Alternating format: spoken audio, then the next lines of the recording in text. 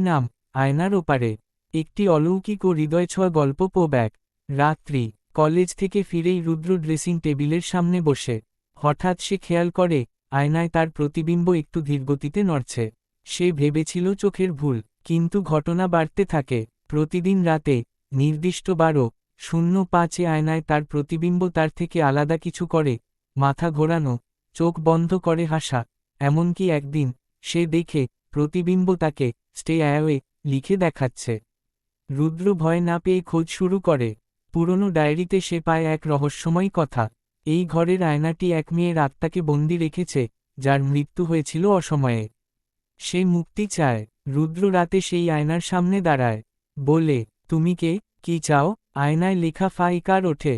আমার নাম মীরা। আমি প্রেমে প্রতারিত হয়ে আত্মহত্যা করেছিলাম। কেউ বিশ্বাস করেনি। এখনও আটকে আছি তোমাদের জগতে। রুদ্র তার গল্প শুনে যায় প্রতিদিন। একসময় সে অনুভব করে মীরার মধ্যে এক গভীর ভালোবাসা আছে, যেটা তার কেউ কখনো বুঝে ওঠেনি। একদিন মীরা বলে, তুমি আমায় মুক্ত করো রুদ্র। বিশ্বাস করো, আমি কাউকে আর কষ্ট দেব না। রুদ্র তার ছবিকে তুলে আনে বাস্তবে। না, সত্যি নয়। সে শুধু আয়নাটিকে ভেঙে দেয়। এক মুহূর্ত তীব্র আলো, তারপর নিস্তব্ধতা। আর কখনো মীরাকে দেখা যায় না। তবে রুদ্রের ঘরের এক কোণে প্রতিদিন এক গন্ধ ছড়ায়।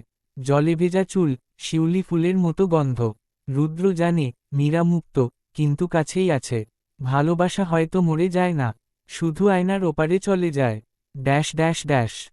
অসমাপ্ত। পর্ব 2 শীঘ্রই আসতে চলেছে।